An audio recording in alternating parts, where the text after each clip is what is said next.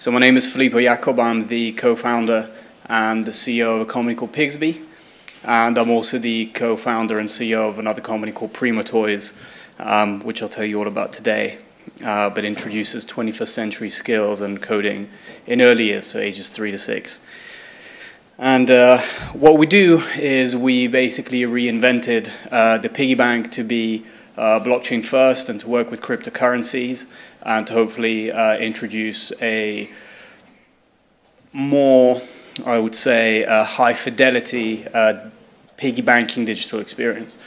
And the purpose of this talk is to guide you through why we think financial education is important, why we think it can and should start as early as possible in a child's life, and the journey that I went on and that my colleagues went on into starting this company, starting in 2013. But just so I can get a read of the room.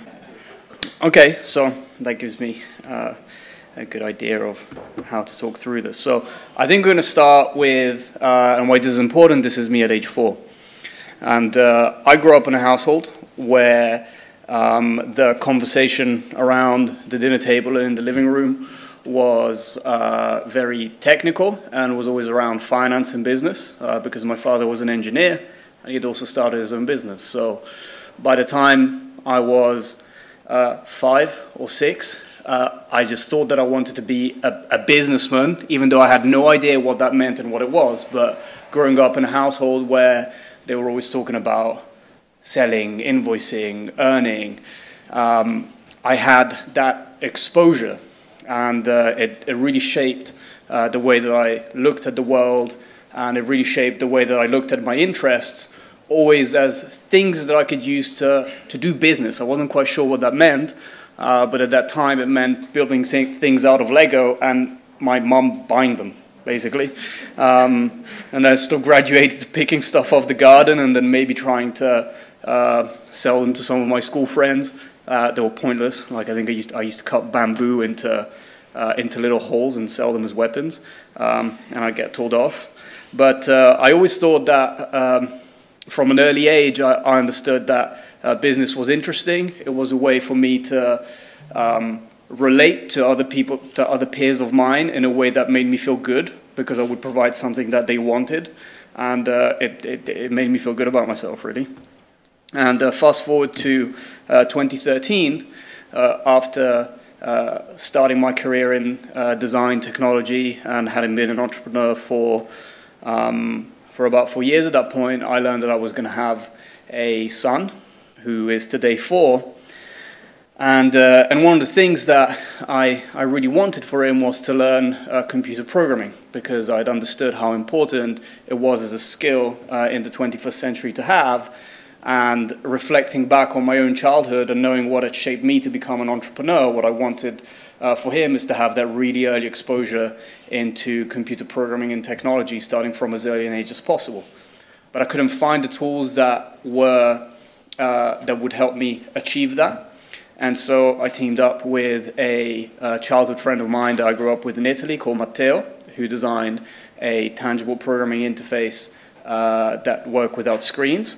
And together we turned it into a product, and it's called the Cubetto Playset, and that's how we started Primo Toys in 2013. We sort of kicked things off by making laser cut products in a garage, first in Turin, and then in a real garage in Turin, and then in my flat eventually, and in our studio here in London. And what you can see here is basically a programming interface that works without a screen, where children can program a robot by creating a sequence of blocks, so they're coding with these blocks. And sort of fast forward 4 years, the Cubetto Playset became the most crowdfunded invention in Kickstarter's history. I think we can safely say that we built a multi-million-dollar revenue STEM tech brand that is represented in 100 countries. We have an office in London, we have an office in Tokyo, in Seoul, and we've won a bunch of awards for the work that we've done. But I think most importantly is that to date now we've introduced computer programming in early years to more than 1 million children worldwide. So kind of mission accomplished with that one, in a sense. There's a lot more to do. But along the way, in the past 5 years, we've evolved our understanding of what it is that we wanted to teach to children. And I think it's safe to say that traditionally the idea of child literacy has been very narrow. We think about reading, writing, maybe numeracy, but actually because of the way that technology has shaped the way that we live, the way that we communicate, the way that we go about our daily lives and do business, literacies have taken a whole new meaning. Reading and writing and numeracy is no longer is no longer enough, I think, in order to take part meaningfully in today's and tomorrow's economy. And so we decided, okay, well, I think we need more than just computer programming to prepare children or to make them 21st century ready, as it's often referred to, 21st century readiness. And our journey sort of starts 20 years into the future, actually. We did a lot of soul searching as a company, and myself as an entrepreneur as well. And we first took a look at the industries that are going to drive the world economy by the time a preschooler today comes out of formal education.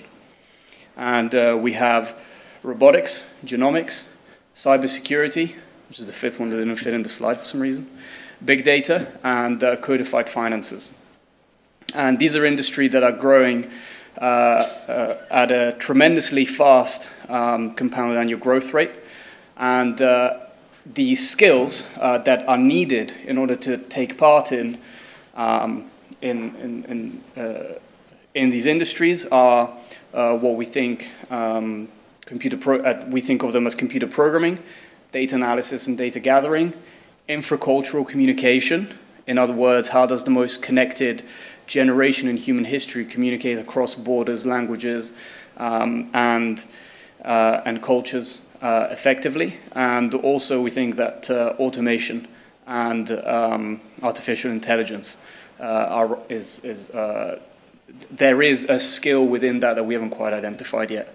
But fast forward to 2017, and my son is now 4, I also started thinking that financial education is extremely interesting, is extremely important. It was really important to me growing up. I think it's important to everybody, and I had a sort of light bulb moment when I watched my son talk on Skype with his granddad, who's in Italy, and my granddad was holding up a coin to the camera and telling Alex, they're both called Alex, and telling Alex, you've been a good boy, I know that you've been kind to your brother, you've been helping around the house, and you see this coin, I'm going to come and give it to you, and you can put it with your other coins for being a good boy. And if you're still good, I can bring you more.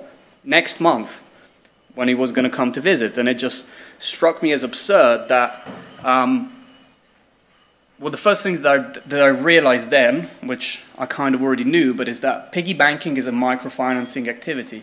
It's the activity or the action of educating children by dispensing really small amounts of money to them as rewards or as incentives. And with the same ease that my grandfather could communicate with my son between Italy and England, why shouldn't he be able to send him a 2p coin? It just seemed very strange to me and very odd that there hadn't been, that a real digital piggy bank didn't quite exist. And so I wanted to reinvent the piggy bank for the 21st century. I think the first question that I sought to ask myself as a designer following the process is, well, why should we teach financial literacy? Is it something that needs to be taught? I think there are plenty of stats out there, but I think the fact is that we live in a debt-driven society. Many youths come out of formal education, high school and college, and they rack up huge amounts of debts. They don't know how to manage credit. they get the first credit card, and then they have to spend the next 10 years of their lives, if they're lucky, up until their mid-30s, just paying off all of the debts that they've amassed as young adults all the way out of university. So I think that it is important to learn how to manage money and to be financially literate. And but the second question is, can financial literacy be taught early on in a child's life? There's a study by UNICEF that was done last year in 2017, where they certified in a sense that children as young as 5 can determine, they can understand the value and the exchange of a currency or objects and basic bartering mechanics, for example. And there's another study here by the University of Cambridge, and I'll be happy to share the links if you want to after this talk, that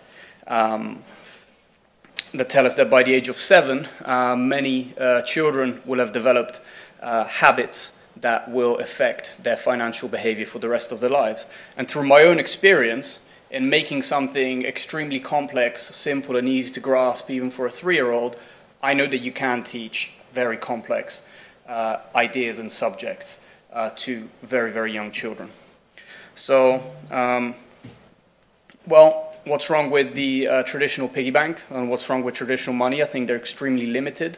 They're limited in the sense that a globalized family where a granddad lives in Italy, for example, and a grandson lives in London cannot take part in a child's education in real time and effectively. For example, the story about my own dad not being able to give a 2p coin to my son right away as a reward of having been good on that day, in that specific hour almost, is sort of proof of that. Also, physical money is kind of,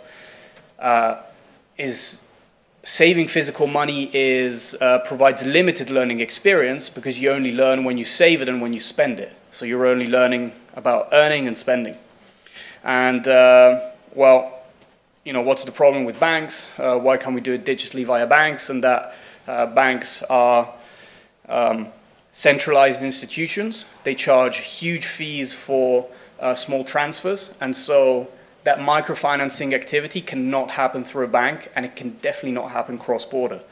You know, try and send £1 from Australia to the United States, and it just doesn't get there. It just gets eaten up in fees. So, and what's the problem with traditional or incumbent digital piggy banks, right? So the journey of reinventing the piggy bank started by looking at other examples that were already out there. And the other 3 examples that I found were Rooster, which is an app that doesn't actually deal with real money, for example, but charges a monthly subscription instead. The closest and probably best company that I found, or product that I found that sort of did the job, is GoHenry, but it charges a per transfer fee, which is actually makes it impossible for me to send 1 pence, 2p.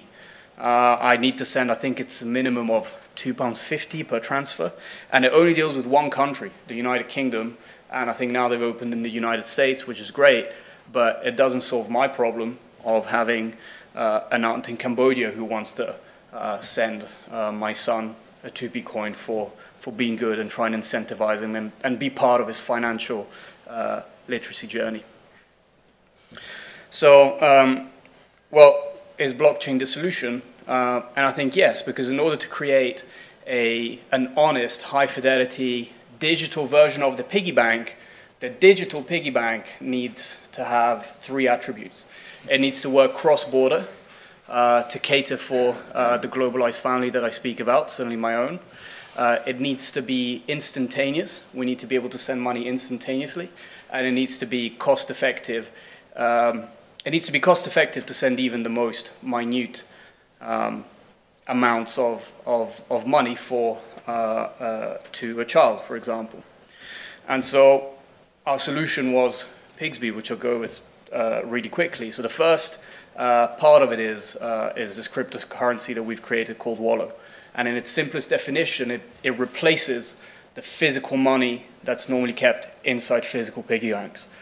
There is then an application which works as a simple wallet for parents and a game for children, where we make the experience fun and friendly, and we turn the saving experience into a game. There's a physical device which serves as a cold storage wallet. It also serves as a notifier and a game controller. And finally, there's also a payment card, which allows families and children to get their currency out and actually spend it in the real world. I think one of the problems with cryptocurrencies is that as people save them and amass them, they don't really know where to spend them. It's kind of difficult to spend them, less and less so actually. But so, you know, why an application? Because an application and a game on an iPad allows us to create stories around the learning, right? Storytelling has always been a theme in the products that we created, and an incredibly important part of learning. We learn by telling stories that are engaging and that are interesting. And so by using an iPad and creating an application, we can create engaging content around the idea of saving for children, but also, of course, that's where cryptocurrencies live. They live in the digital world. Why a physical product? Because actually there's no substitute for hands-on learning. Kinesthetic learning is extremely important in early years. We learn through hands-on play as humans, and that shouldn't stop. And then why digital currency? Because actually we can increase the value that a 1p coin would have otherwise had. And remember, the only points where values accrue is when you save and when you spend that 1p coin, because actually we can introduce other financial concepts that you can learn with a currency living inside a digital experience. And I'm going to go over that in a second, but I think the important thing is that as a solution, it makes it family friendly, it makes it easy to understand and access. And one of the things that, again, I've learned over the years is that if you don't make things easy to understand and accessible for teachers and for parents, then it'll be difficult for us as adults to introduce them to our children and feel safe around them. And well, what should children learn around financial education, right? What are we using? What else are we teaching other than earning and spending? And we think that there are 4 key I guess, pillars to financial education. The first one is earning, which also goes hand in hand with saving. The second one is actually modeling. So how does a specific behavior affect my financial status, if you will, over time, in 1 year, in 2 years, in 1 week? What can I do in order to change the outcome of my finances over time? Also exchanging, so how much is, how do you know how much your jar of pennies is worth in apples, in a toy, in other goods or other currencies, for example, right? I think the first time that I realized that money was interesting is when I realized, okay, this money equals this toy, or this money equals this much of something else, or this money equals an experience that I can have. So the idea of exchange, I think, is central to the way modern money functions. And then, of course, there's spending, which also includes gifting. And the way that we like to think about money being outputted is in 3 buckets, right? There's money that we spend, there's money that we save, and there's money that we invest so that we can create more money for ourselves. And so what have we learned in the process in the last 9 months developing this product? And about blockchain in general, and about cryptocurrencies. The first thing that we've learned is that it's a difficult industry because it's in its infancy, and it's not very well regulated yet, And so there's a lot of scams, there's a lot of uncertainty, and there is a lot of, which I think make it inaccessible and are sort of stunting mass adoption of cryptocurrencies and blockchain applications in general. So I think that it's a shame, because I think more companies should be looking at how to utilize blockchain within their business model and within their value proposition models. The other thing that we've learned is that for something that's supposed to make money accessible to everybody and transparent and decentralized, there's still a lot of terminology and there's still a lot of jargon, which is why financial institutions have been able to sort of build these fortresses around them of elite people who can only access who can only access finance, and we can just sort of utilize the services that have been dumbed down for us to enjoy. But and you know, there's a lot of education that needs to be involved. There's a lot of terminology that needs to be made human, and I think there's a lot of work that needs to be done for everybody to understand how blockchain and cryptocurrencies work. But the other thing that we sort of realize is that there is huge potential for any business, for any teacher, and also for any parent to utilize these technologies and implement them within their business models and within their value proposition models. And to create applications that specifically solve problems that are worth addressing. And for us, it was financial literacy, but it could be sharing information, it could be data protection, it could be storytelling. There's really no limit to the potential of this technology to be implemented in any of your work, if you just want to do the research and learn about it more. But thank you for inviting me here, and more questions. So first of all, which is the targeted age group, and when you tried it out with kids, okay. What were their reactions? Were they just thinking it was a regular gamification, or did they see that this was something slightly different? Children? Yeah. So this is targeted at children ages 6 and up. We say 6 to 8 because of the application that surrounds it. The physical device is actually used by adults as a cold storage wallet to store their keys, or I guess like other coins, basically.